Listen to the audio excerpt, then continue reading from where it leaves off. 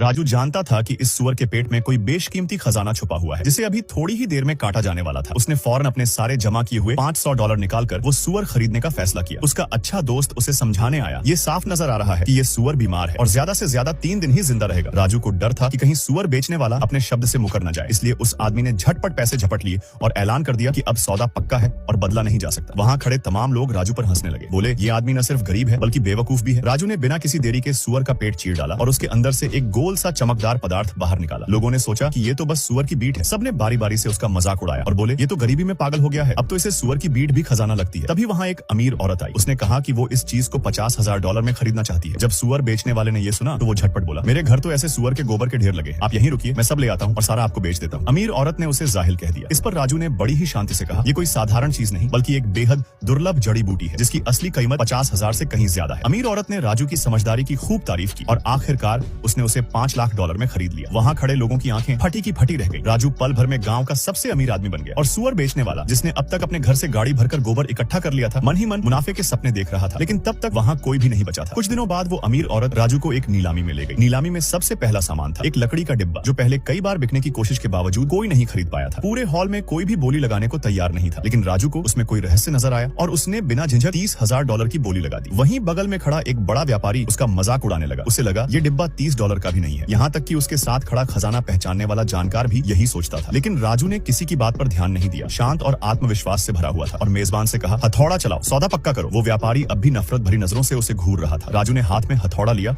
और डिब्बे को तोड़ डाला। अंदर से निकली चमक इतनी तेज थी कि वहाँ मौजूद किसी की भी आंखें खुली की खुली रह गई। उस डिब्बे में था एक अनमोल ऐतिहासिक ड्रैगन का सिर, जिसे देख सब हैरान रह गए। और उससे भी बड़ी बात यह थी कि राजू ने वो खजाना सीधे म्यूजियम को दान कर दिया। बगल में खड़ा वो व्यापारी अब जोर जोर से हंसने लगा। उसे लगा कि राजू सिर्फ अमीर दिखने की नौटंकी कर रहा है। वो बोला, क्या फायदा, बोली तो जीत ली, लेकिन आखिर में मिला क्या, सब कुछ दान कर दिया। उसके बोल खत्म होते ही राजू ने डिब्बे से एक और चीज निकाली। उसे देखकर वहाँ खड़ा खजाना पहचानने वाला जानकार खुद को रोक न सका। उसने तुरंत $50 लाख की पेशकश कर दी उस रत्न जैसी चमकती ल्यूमिनस पर्ल के लिए।